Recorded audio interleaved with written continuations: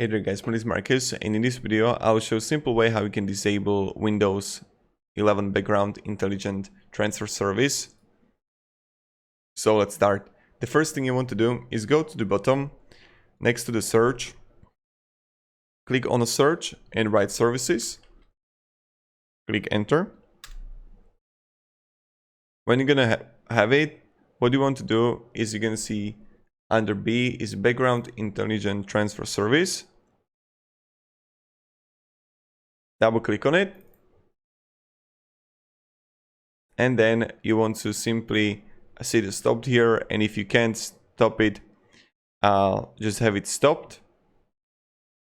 Like click here stop and like automatic and have it stopped. Then you're gonna see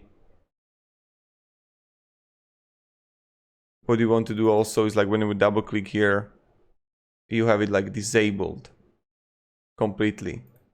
And that's pretty much it how we do it. So thank you very much guys for watching, and have a great day and goodbye. See ya.